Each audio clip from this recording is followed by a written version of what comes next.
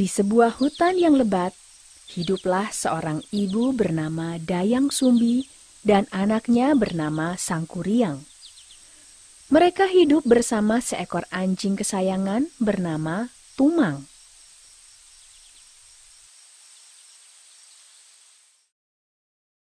Suatu hari, Dayang Sumbi ingin sekali makan hati menjangan. Maka, ia meminta Sangkuriang untuk mencarikannya ke dalam hutan. Sangkuriang pun pergi bersama Tumang.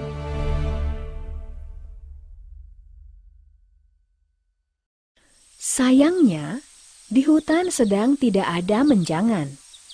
Yang ada malah babi hutan, yang sebenarnya adalah perwujudan seorang dewa yang sedang dikutuk. Tumang yang tahu pun menghalangi Sangkuriang yang hendak memanah babi hutan itu.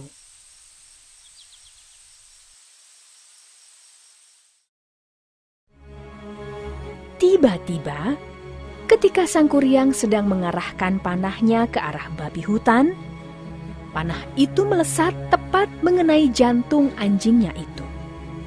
Ces! Tumang pun mati.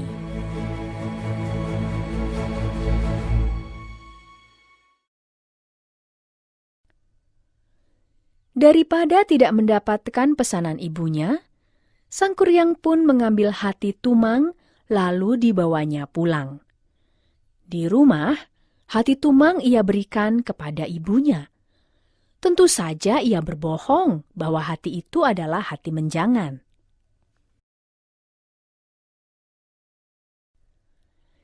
Dayang Sumbi yang semula tidak curiga, mendadak merasa aneh karena tidak mendapati Tumang bersama Sangkuriang.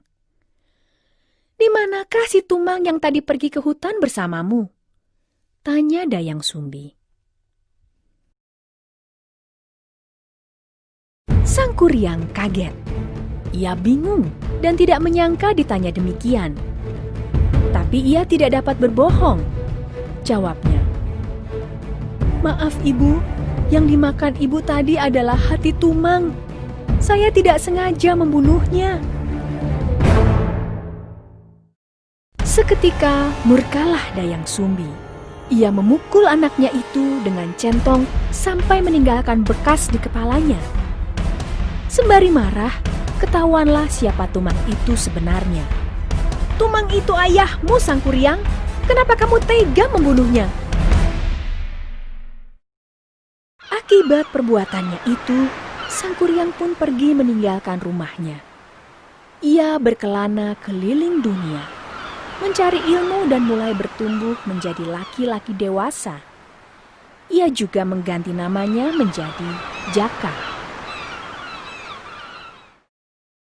Bertahun-tahun kemudian, mampirlah ia ke hutan masa kecilnya. Ia ingin mampir untuk meminta minum kepada pemilik salah satu pondok yang ada di sana. "Nyai, bolehkah saya meminta minum? Saya pengelana yang baru tiba dari pengembaraan yang jauh," pinta Sangkuriang kepada seorang perempuan pemilik pondok. Dayang Sumbi yang masih awet muda menerima tamunya dengan sukacita. "Silahkan masuk, Kisanak. Kalau boleh tahu, siapakah nama Kisanak?"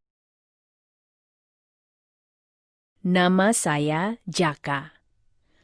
Saat itu keduanya belum sadar bahwa mereka adalah ibu dan anak yang terpisah sekian lama. Mereka pun semakin dekat. Suatu hari, Sangkuriang hendak melamar Dayang Sumbi. Tetapi ketika Sangkuriang sedang bekerja, Dayang Sumbi tak sengaja melihat sebuah tanda di kepala Jaka. Dayang Sumbi pun terkejut karena sadar bahwa Jaka adalah Sangkuriang, anak kandungnya. Demi tidak terjadi hal yang tidak diinginkan, saat hendak melamar, Dayang Sumbi mengajukan usul. "Aku ingin kamu buatkan danau dan perahu dalam 1 malam." Dengan kesaktiannya, Jaka atau Sangkuriang pun menyanggupi permintaan Dayang Sumbi yang adalah ibunya. Ia mengerahkan banyak jin untuk membuatkan danau dan perahu supaya selesai dalam 1 malam. Dayang Sumbi pun gelisah. Ia segera berdoa kepada Tuhan Yang Maha Esa agar kerja Sangkuriang tidak selesai. Tuhan pun mendengar doanya. Bunyi ayam jantan berkokok terdengar, pertanda pagi sudah datang. Para jin yang membantu Sangkuriang mengira itu sudah pagi, segera kembali ke alamnya. Tinggal Sangkuriang yang marah karena gagal. Ia pun menendang perahu yang hampir jadi. Perahu itu jatuh menelungkup di suatu tempat dan membentuk sebuah gunung. Kini orang-orang menyebutnya sebagai Gunung Tangkuban Perahu.